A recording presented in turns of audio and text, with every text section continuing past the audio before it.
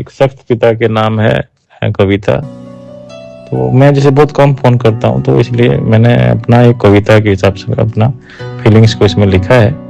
और एक सख्त पिता के नाम पापा को फोन करना, कविता का शीर्षक। तो ऐसे कविता इस तरह से शुरू होता है। सरल है लेकिन सहज नहीं है पापा को फोन करना। कुछ देर सोचना पड़ता है फोन करूं या नहीं, कहीं किसी काम में बिजी तो नहीं होंगे, मूड कैसा होगा, कहीं किसी बात पर नाराज तो नहीं होंगे। फिर भी कर लेता हूँ फोन, क्योंकि मेरे पिता अगर लोहे जैसे सख्त हैं तो मैं भी उनकी तरह खींचता हुआ थोड़ा सा चुंबक जैसा हूँ। हम 4 भाई बहन थे। माँ ने बहुत छोटी उम्र में ही हम चारों को घर से दूर भेज दिया था, क्योंकि गांव में पढ़ाई का माहौल ही नहीं था। 2 मामा जी के यहाँ चले गए और 2 हॉस्टल में। और इस तरह बचपन में ही घर कम एक रेलवे स्टेशन से ज्यादा लगने लग गया, जहाँ बच्चे थोड़ी देर के लिए आते थे और अपने अपने शहरों की तरफ लौट जाते थे।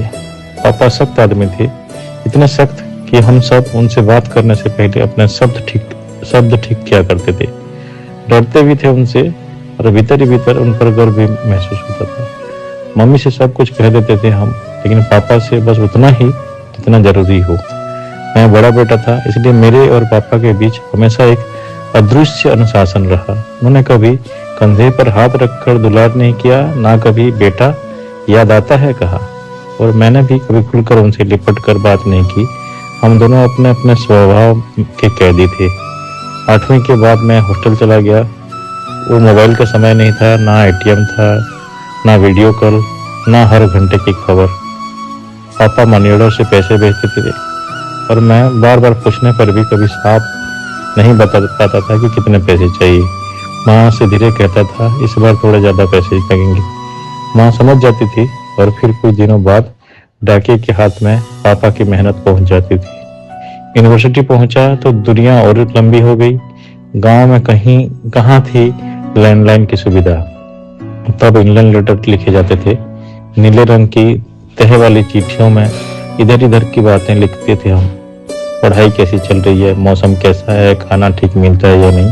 और फिर बीच में कहीं धीरे से लिख देते थे, कुछ पैसों की जरूरत है।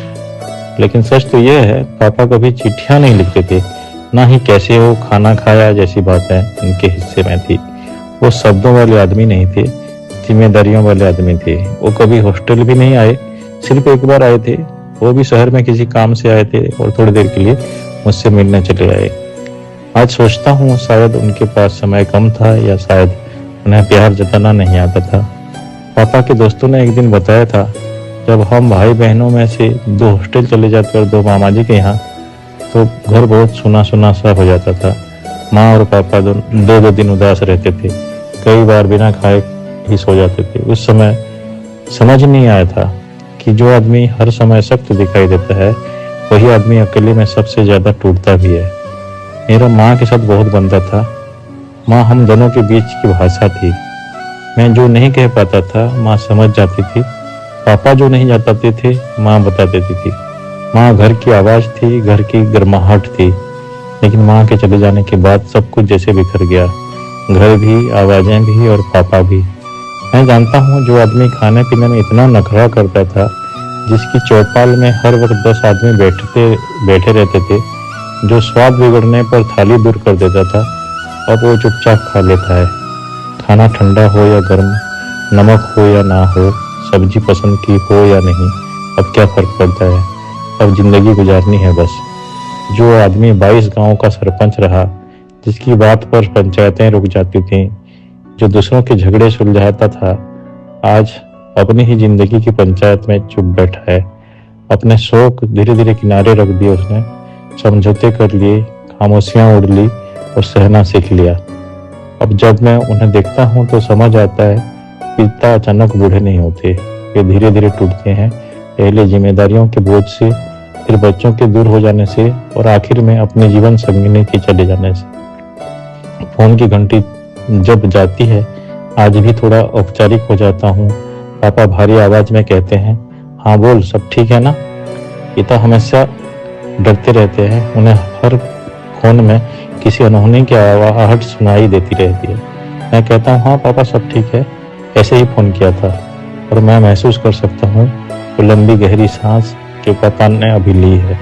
सुकून की सांस, अपने बच्चे के ठीक होने की सांस। ज़्यादा बातें आज भी नहीं होती, वह रटी रटाई बातें, कैसे है, बच्चे कैसे हैं, घर कब आएगा, अपना ध्यान रखा कर। और मैं भी कह पाता हूँ जो कहना चाहता हूँ, मैं भी कह नहीं पाता हूँ जो कहना चाहता हूँ। पापा, आपकी डांट में ही हमारी हाजत थी। आपने कभी प्यार जताया नहीं, लेकिन पूरी जिंदगी हमारे लिए वफा दी। आप सख्त थे तभी हम मजबूत बन पाए, लेकिन कहता क्या हूँ, बस वही, हाँ पापा सब ठीक है। अब समझ आता है पिता का प्यार माँ की तरह बोलता नहीं है, वो मनी ऑर्डर बनकर आता है, फीस की रसीद बनकर आता है, हॉस्टल के खर्च में छिपा होता है, और हर उस वाक्य में होता है जिसमें पिता पूछते हैं पैसे तो है ना। एक इंसान शायद तब तक बाप का प्यार ठीक से नहीं समझ पाता जब तक वो खुद बाप नहीं बन जाता। तब समझ आता है क्यों पिता अपनी जरूरतें टाल देते हैं, क्यों कम बोलते हैं, क्यों सख्त दिखते हैं, क्यों रात रात भर जागते हैं, और क्यों बच्चों के दूर जाते ही घर काटने को दौड़ता है। फोन कटने के बाद मैं आज भी मोबाइल पर लगी माँ पापा की तस्वीर को देखता हूँ। माँ के गाल चूमता हूँ और हवा में पापा का माथा। हम दोनों एक दूरी की पुल पर खड़े बाप बेटे कम बोलते हुए भी एक दूसरे को बहुत गहराई से प्यार करते हैं। पापा, आपका वो सख्त चेहरा अब डराता नहीं, सहारा देता है। आपने कभी आई लव यू नहीं कहा, लेकिन पूरी जिंदगी उसी का अर्थ बनकर जीते रहे। और मैं हर फोन के बाद थोड़ा और समझने लगा हूँ कि पिता कभी शब्दों में नहीं मिलते, वे पूरी जिंदगी कर्तव्य बनकर जीते हैं। पिता का यह प्रेम, इसलिए पद्म पुराण में कहा गया है, पिता धर्म पिता स्वर्ग पिता ही परमम तप पितरी प्रीतिमा पन्ने सर्वा पर्यन्ते देवता।